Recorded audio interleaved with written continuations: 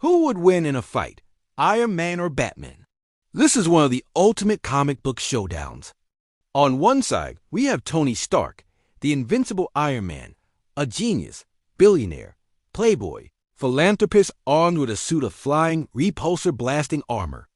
On the other, Bruce Wayne, the Dark Knight, a master detective, martial artist, and strategist who uses his immense fortune to wage a one-man war on crime.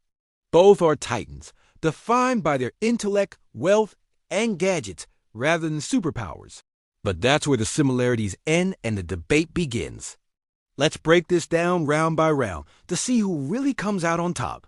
First, let's look at their core strengths. Iron Man's primary advantage is his technology. The Iron Man suit is a masterpiece of engineering. It grants him superhuman strength, durability, flight, and an arsenal of weapons including repulsor rays, unibeams, and missiles. His suits are constantly evolving. From the classic red and gold to the extremist armor that integrates with his body, and even the Godbuster armor designed to take on Celestials, Tony is always upgrading. His suits can withstand incredible punishment, from tank shells to nuclear blasts. In a straight-up brawl, the raw power of the Iron Man armor is undeniable. Now, let's turn to Batman. Bruce Wayne's greatest weapon is his mind, supplemented by peak human conditioning and a vast array of gadgets. He's a master of over 127 forms of martial arts, a brilliant detective, and arguably the greatest strategist in the DC universe. His utility belt is legendary, packed with everything from batarangs and grappling hooks to smoke pellets and sonic devices. His Batsuit offers significant protection against bullets and blunt force trauma. And he has specialized suits of his own, like the Justice Buster armor, specifically designed to take on the entire Justice League. So, how does this fight play out? It all comes down to one crucial factor: prep time. Scenario 1, a surprise encounter. Let's just say they stumble upon each other in a dark alley with no prior knowledge of who the other is. In this situation, the advantage heavily shifts to Iron Man. Tony is almost always either in his suit or has it a moment away.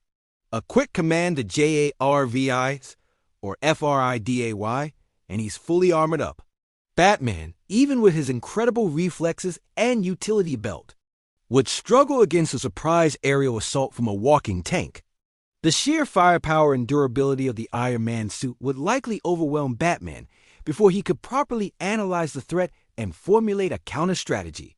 Winner of the surprise encounter, Iron Man. But that's not really a fair fight, is it? The essence of Batman is preparation. So let us move to scenario 2. Both combatants know they re-go in the fight and have time to prepare. This is where things get really interesting. Let's give them, say, a week of prep time. Tony Stark would analyze Batman's known capabilities. He'd de-identify him as a non-power human and likely prepare a suit designed to neutralize his gadgets and counter his stealth tactics. He might develop advanced sensors to track Batman through smoke and darkness, and maybe even an EMP to disable his tech. Tony's approach would be technological, aiming to overpower and outgun his opponent. Batman's approach, however, would be completely different. He wouldn't just be studying the Iron Man armor. He'd be studying Tony Stark himself. Bruce would learn everything about Tony: his personality, his weaknesses, his past battles, the technical specifications of every suit he's ever built. He'd discover the arc reactor is both a power source and a vulnerability. He'd find a way to hack Stark Industries servers, potentially planting a virus or finding a backdoor into the suit's operating system. Remember, Batman is the man who has contingency plans to take down every member of the Justice League, including Superman.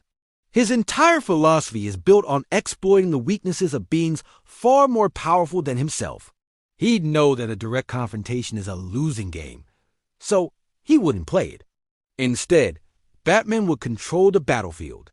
He'd lure Iron Man into an environment of his choosing, a complex, multi-level structure with plenty of places to hide, like a massive abandoned warehouse or the Gotham sewers.